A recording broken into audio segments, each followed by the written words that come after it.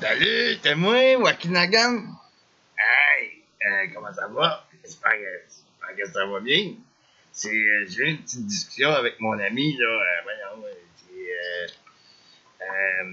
Irène Atouk. Irène Atouk, on l'appelle de même, ça veut dire érable à sucre. Il un site qui est bien performant, là. J'ai jasé à propos de l'astrophysique, parce que moi, c'est ça qui me passionne. Puis là, j'ai décidé de vous parler de l'éclipse, parce qu'il m'a transmis des informations.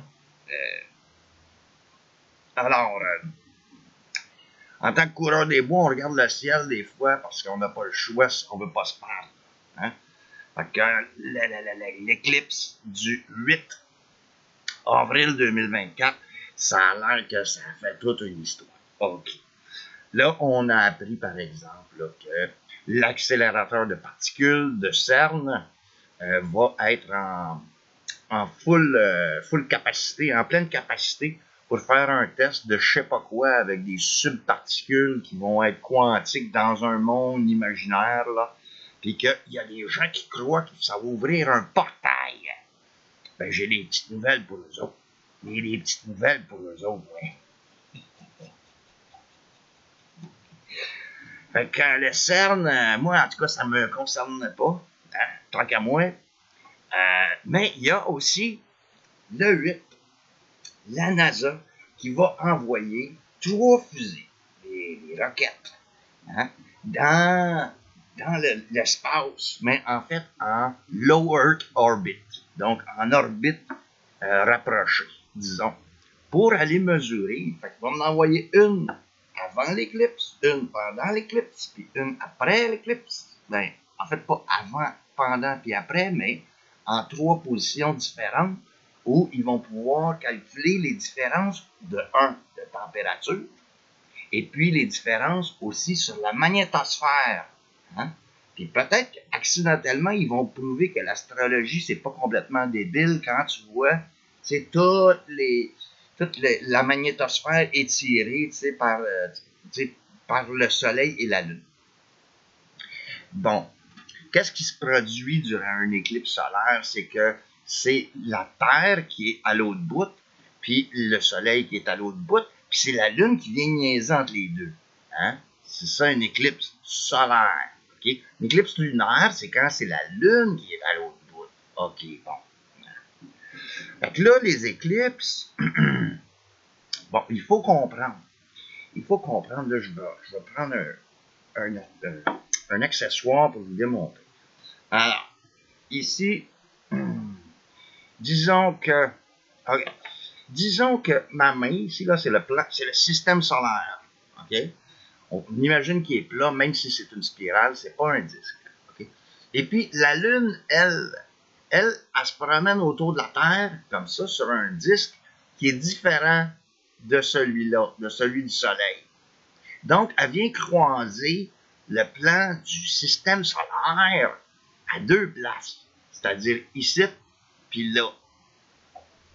Là, parce que tu peux regarder quand il faut que je fasse.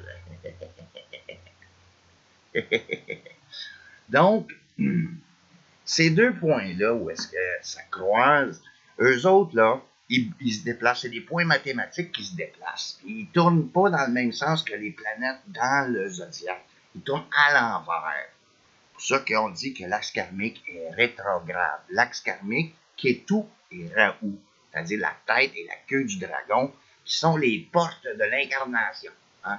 Ce sont les portes spirituelles entre la Lune, hein, qui est l'âme, et le Soleil, qui est le grand esprit. Hein? La Lune, l'âme, l'esprit, ils se croisent. Puis la Terre, finalement, c'est le corps. Hein? Le corps. Fait que ces portes-là, Ketu et Rahu, sont des portes d'incarnation. Là, les gens, ils capotent avec ça, là, tu sais. Puis là, ils s'imaginent que c'est bien, bien grave. Bon, ben, je vais vous dire. La Lune, là, elle s'aligne avec ces portes-là à tous les 14 jours. C'est logique. À tous les 14 jours. Parce qu'elle fait le tour au complet en 28. Fait qu'à tous les 14 jours, elle est alignée soit avec le nœud nord ou alignée avec le nœud sud.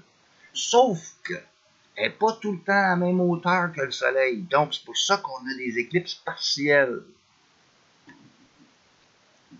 Là, il y a les Mayas, par exemple. Eux autres, les Mayas, eux autres, ils ont dit, OK, on va calculer le nombre de lunes. Hein? Pour une éclipse, eux autres, ils ont calculé les éclipses lunaires. Fait que là, ils calculaient 6 fois 6 lunes, plus 5 fois, puis plus 5 lunes. Donc, ça fait 41 lunes. Fait qu'à toutes les 41 lunes, il y a une éclipse lunaire. Ça, c'est les Mayas qui avaient calculé. Ah, voyons, encore pris. Bon. Alors, pour l'éclipse, ce qui est important, c'est de protéger ses yeux. Sauf s'il y a des nuages. Hein. S'il y a des nuages, c'est pas grave, là, vous pouvez regarder les nuages, il n'y a pas de danger. Mais il y a des petites lunettes là, comme ça en canetron, OK, que tu peux utiliser. Quand tu te mets ça sur les yeux, tu vois rien pantoute. C'est noir avec le chez noir. Et puis, c'est le même genre de pellicule qui est noire. Et puis, c'est la même chose qu'un casque de soudeur. Puis, il faut que ça soit écrit. C'est écrit à l'intérieur des lunettes, là, pour que ça soit sécuritaire. C'est ISO 12312.2. Hein? 12312.2. Fait que ça, c'est pour, si vous voulez, des lunettes pour regarder la cyclisme. Là, ils en distribuent un peu partout. Ils en ont distribué, puis ils vont en distribuer à l'Observatoire du lac Mégantic. Parce que eux, au lac Mégantic, c'est là qu'ils vont avoir le plus long temps d'observation de l'éclipse au Québec. En fait, le meilleur temps. Nous autres, à Sherbrooke, on est quand même pas si pire. On n'est pas si pire. Notre éclipse totale, elle devrait durer 3 minutes 23. Mais c'est pas ça qu'il faut regarder. C'est pas ça qu'il faut regarder. Il faut regarder le moment où la Lune se place devant le Soleil. Elle commence. Donc, éclipse partielle, on commence à 14h16. Soyez-y. Faut pas être en retard. 14h16. Ensuite, elle va finir complètement d'avoir traversé à 16h38.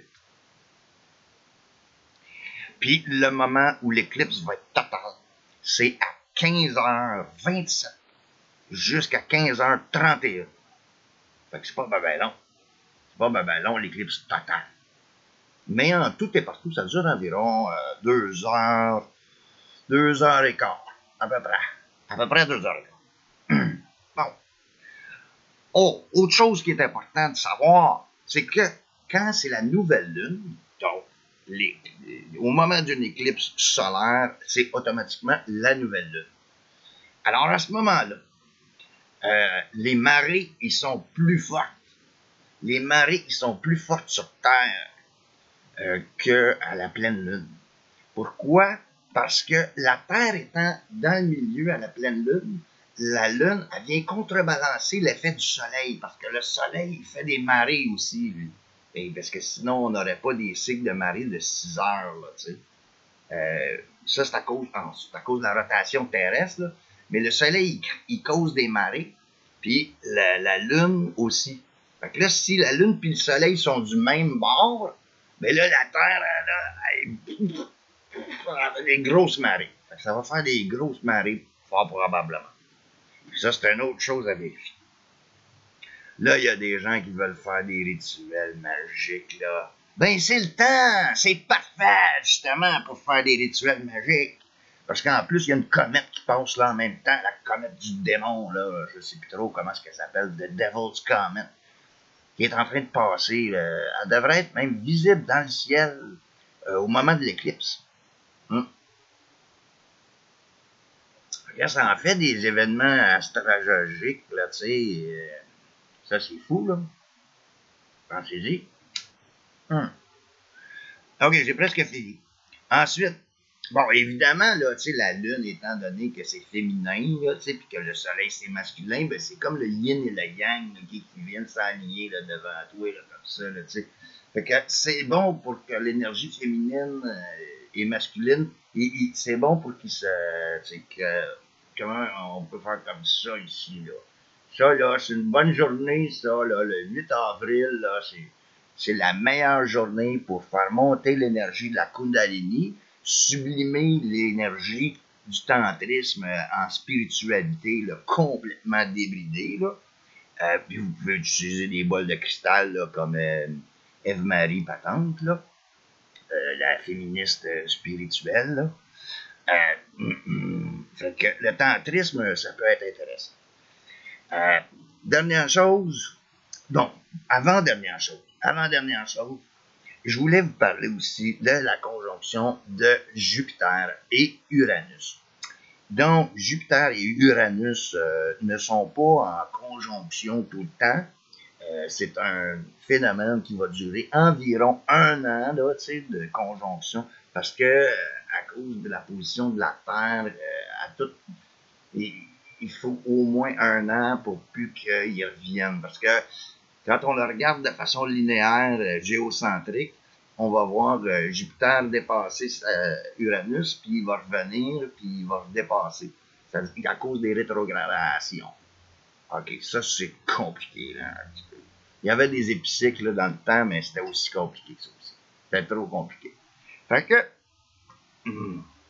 la conjonction de Jupiter et d'Uranus. Qu'est-ce que ça apporte de bon? Ah, c'est ça, j'ai oublié de noter dans quel signe. C'est en poisson, je pense. Oui. Oui, forcément, parce que Uranus est en poisson. C'est en bélier? En tout cas, c'est entre le bélier et le poisson. De toute façon, si on est en sidéral, ça change de un signe, fait que c'est pas grave. Pas grave, on a le droit de se tromper, on n'est pas parfait. Hein? On n'est pas parfait. Puis, la dernière affaire, c'est dans ma capsule avec Jesus, là, j'ai écouté son émission là, hier, puis c'était tout blanc un petit peu. Je le plains, là, une grosse semaine de Pâques, la semaine sainte, c'est pas facile pour lui, là, il prend ça dur, je pense. Il prend ça dur. Fait que, et, il mentionnait souvent le chiffre 33, là, 33. Ben, je vais vous en reparler plus tard, mais pour l'instant, là, ce que je peux dire à propos du chiffre 33, c'est que si on a 13 lunes dans une année, OK? Fait que 13 fois 28, OK? Ça donne 364 jours. Fait qu'on a une journée qui manque. On n'a pas 365 jours. Puis si on calcule juste avec le soleil, on a 365 jours et quart. Fait que on a à tous les 4 ans des années bissextiles. Hein? Fait que là, pour que l'écart de 1 jour soit comblé à chaque année par les cycles lunaires, pour accorder le cycle lunisolaire, c'est à tous les 33 ans. OK? C'est à tous les 33 ans, la Lune, elle va être pleine la même date. Puis elle va être nouvelle la même date que sur ton calendrier d'il y a 33 ans. Je sais pas si tu as encore ton calendrier, là, mais ça a l'air qu'aujourd'hui, avec les internets, tu peux retrouver des calendriers d'il y a plus longtemps. Fait que si tu regardes les lunes puis les calendriers lunaires, ça peut t'aider à comprendre qu'est-ce qui se passe dans le petit cosmos. Fait que là, Watinagan, il commence à être un petit peu fatigué, puis il a soif aussi. Il a pas mal soif. Fait que Watinagan, il va te laisser, retourner à tes moutons. Puis il est content, par exemple, parce que pour une fois, le monde va regarder dans le ciel, tu sais. Pour une fois, l'éclipse intéresse l'être humain à ce qui se passe dans le cosmos. Puis ça, Wakinagan, il est ben content.